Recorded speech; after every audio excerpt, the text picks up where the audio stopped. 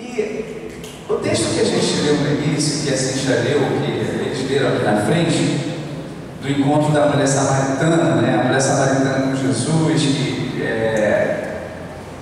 os dois estão lá no poço, estava Jesus, e os dois estão lá buscando água, e aí começa um diálogo entre Jesus e a mulher samaritana, e ali naquele instante eles começam a conversar acerca da adoração. Veio o assunto deles, que vai desenrolar, começam a conversar sobre a adoração. E a ideia que dá, a ideia que a mulher passa no diálogo com Jesus é de que ela não sabe que a adoração nem como e onde se deve adorar. E eu penso que essa dúvida que ela tem é a dúvida que muitas vezes a gente tem. Então ela fala aqui, né, acho que no versículo 20 do capítulo 4, assim, ó: nossos pais adoravam neste monte, vós, entretanto, dizeis que é em Jerusalém, o lugar onde se deve adorar. Disse Jesus: mulher, vós creem que a hora vem, quando nem neste monte, nem em Jerusalém adorareis o Pai. Vós, porém, adorais o que não conheceis, nós adoramos o que conhecemos, porque a salvação vem dos judeus. Mas a hora vem, já chegou, em que os verdadeiros adoradores adorarão o Pai em espírito e em verdade, porque são estes que o Pai procura para seus adoradores. Então o texto vai dizer que Deus está procurando adoradores verdadeiros, não é? Deus está procurando adoradores verdadeiros. Mas se Ele está procurando adoradores verdadeiros, Lucas, vê se não é isso. Se Deus está procurando adoradores verdadeiros, é sinal de que existem adoradores que não são verdadeiros. Não é verdade? Então, existem adoradores que são verdadeiros, não existem? E também os que não são verdadeiros, não é isso? Não é isso que Deus está dizendo? Então, é provável que tenha adoradores que adorem, mas assim, primeiro que não agrada a Deus da adoração que fazem, ou talvez não saibam o que significa adoração de verdade. Então, quando o tema do Criarte fala assim, ó, aprendendo a adorar, e quando a gente compara isso com o texto da mulher samaritana, a gente vai ver que não é tão óbvio assim. Quer ver uma coisa que as pessoas confundem? Louvor é a mesma coisa de adoração. Louvor é a mesma coisa de adoração? É uma dúvida que muita gente tem. Louvor não, a gente vai contar aqui um grupo de louvor. As crianças agora vão louvar. Aí não, agora vão adorar.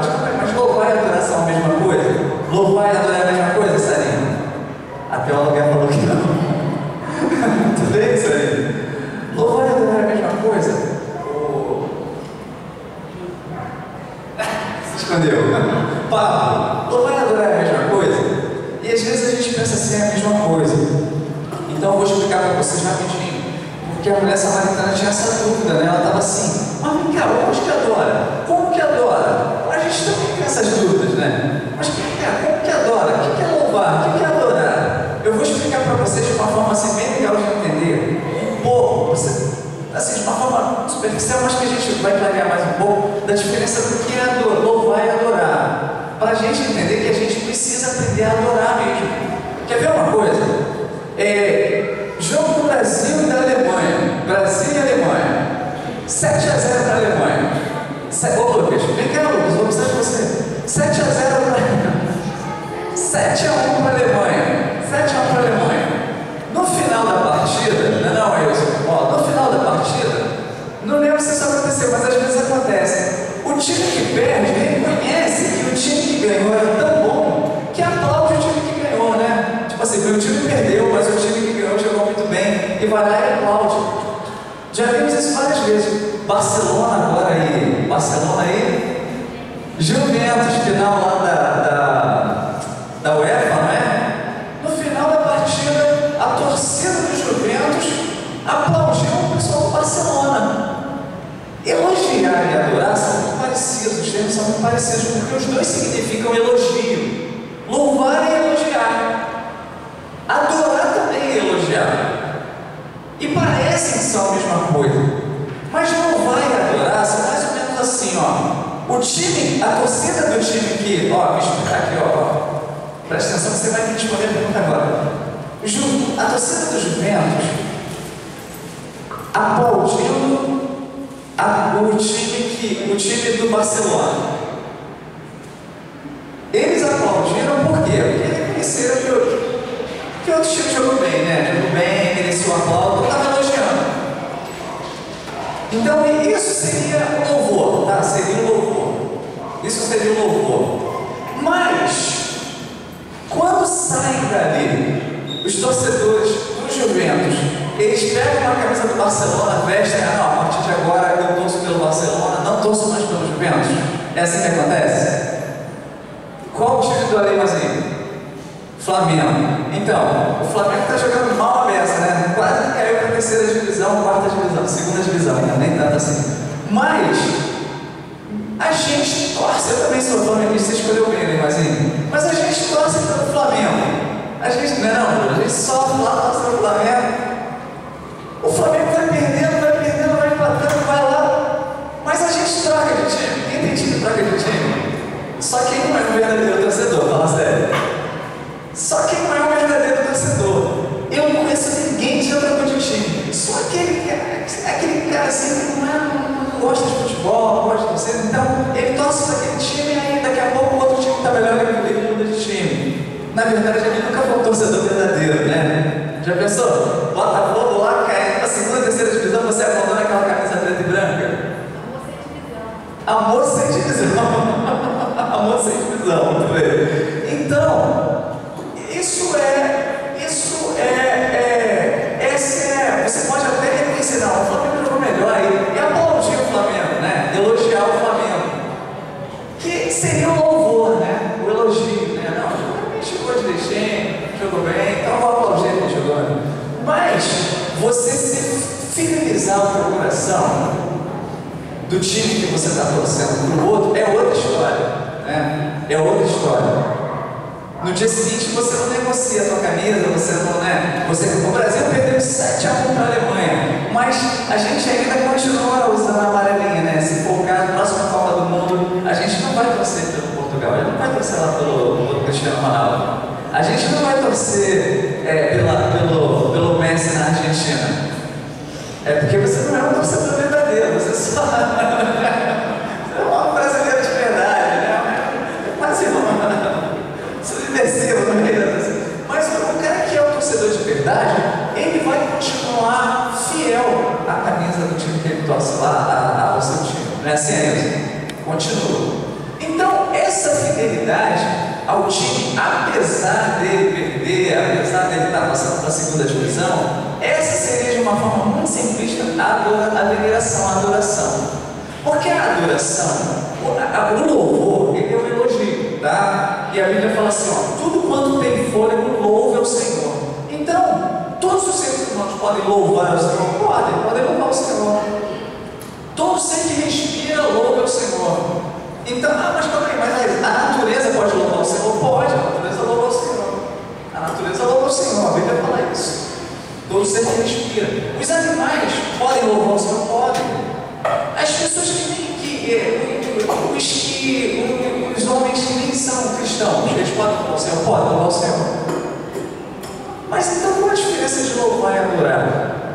Porque o adorar, ele parte do princípio de que você tem uma admiração que vai para além do reconhecimento de que ele fez alguma coisa boa. Então, alguém fez alguma coisa boa, como aquele time que jogou bem, então ele recebe o aplauso, tudo bem.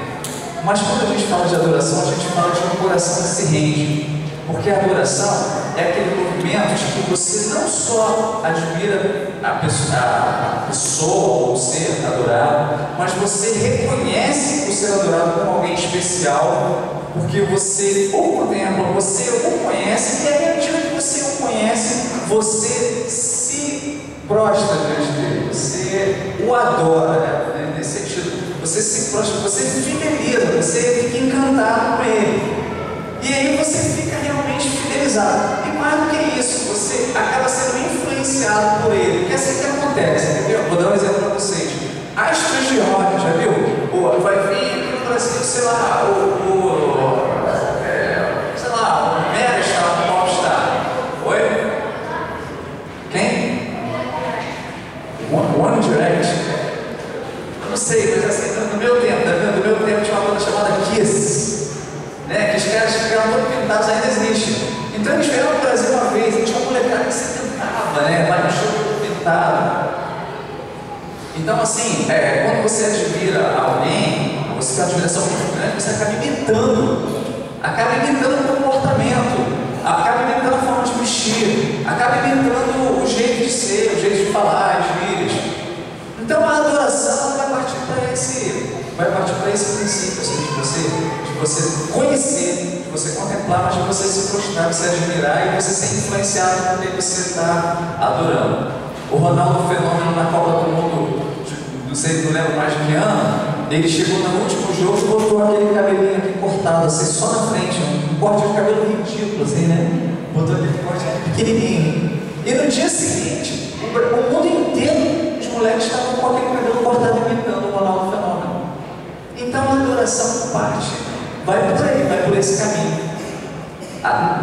Você olha, conhece, admira e acaba sendo influenciado pelo ser adorado. Então, a gente quando começa a conversar essas coisas, a gente vê que a gente ainda precisa realmente aprender a adorar, né? A gente precisa aprender a adorar. Porque muitas vezes a gente pensa que é um adorador, e Deus procura adoradores, que o adoram em espírito e verdade. A gente pensa que é adorador, mas na verdade a gente nem se encanta tanto assim o Deus que a gente adora, porque na verdade a gente nem conhece direito o Deus que a gente adora. E em algumas circunstâncias da vida, a gente tira uma nota ruim lá na prova e pensa assim, poxa, cadê Deus que não revelou as questões que iam cair para mim lá na prova? Então a gente fica de recuperação, tem que fazer essa lauda na prova e a gente fica assim, poxa, mas não é possível, Deus não ouve a oração. O caminho não é esse, né? O caminho não é esse. Na verdade, quando o texto vai dizer para a gente que das crianças, né, Jesus falando com os sacerdotes, com os escribas, que é das crianças que a gente observa, que a gente aprende acerca do perfeito louvor. Porque realmente a criança tem essa entrega sem reservas. A gente perde muitas oportunidades em relação às nossas crianças nessas atividades, nesses encontros, nesses eventos, onde a gente podia estar trazendo aqui, onde a gente podia estar envolvendo com as atividades da igreja, porque eles têm um coração totalmente sem reservas acerca da pessoa de Deus. A gente, quando pega os 15, 16, 18, 20 anos, a gente vai criando um monte de conceitos acerca de Deus. A gente desenha Deus do jeito que a gente quer, a gente pensa que Deus é do jeito que a gente acha. E às vezes a gente chega até a idade adulta, e às vezes a gente é crente, mas a gente desenha Deus do jeito que a gente é. Então às vezes o cara é um cara rancoroso, às vezes o cara é um cara mal-humorado, e aí o Deus dele é um Deus que nem ele, assim, mal-humorado, rancoroso, porque o cara acha assim, não, Deus é assim, Deus é um cara rígido, Deus é um cara assim, desse jeito, porque esse é o Deus do jeito dele. A criança não tem esses preconceitos. A criança olha para Deus do jeito que você fala, que a Bíblia está falando, ela vai absorver exatamente daquele jeito, porque ela não tem conceito nenhum.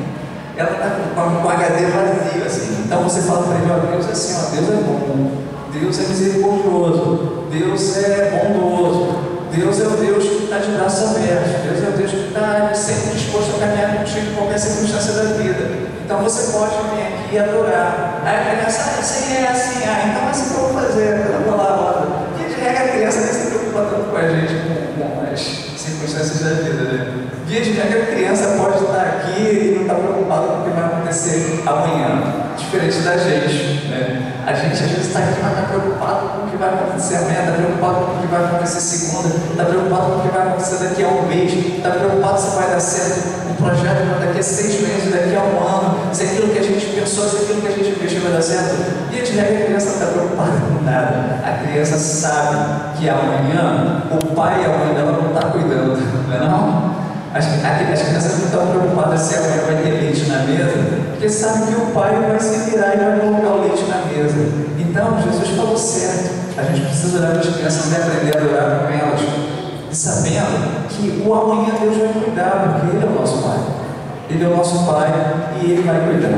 Então, a gente precisa realmente olhar para as crianças e aprender com elas, porque é delas que a gente vai, nelas que a gente vai observar e a gente vai aprender que existe perfeito louvor. Tá certo?